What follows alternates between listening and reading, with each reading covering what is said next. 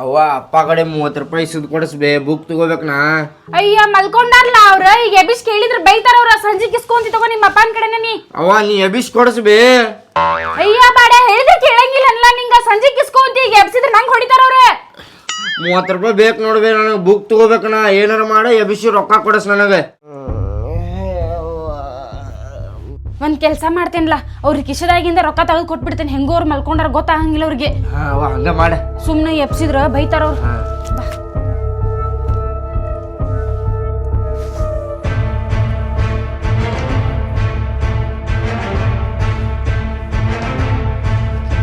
ಬಾಡ ಮಗಳ ನಾ ಮಕ್ಕೊಂಡಿಲ್ಲ, ನಾ ಎಚ್ಚರ ಅದೇನಿ.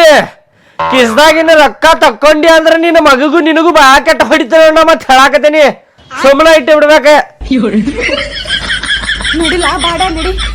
ಎಚ್ಚರ ಅದಾರ ಅವ್ರು ಮಲ್ಕೊಂಡಾರ ಅಂತ ಅನ್ಕೊಂಡ್ರೆ ನಡಿ. ಸಂಜೆಗ್ ನೀನ ಇಸ್ಕೊಂತ ನಡಿ ನಡಿ.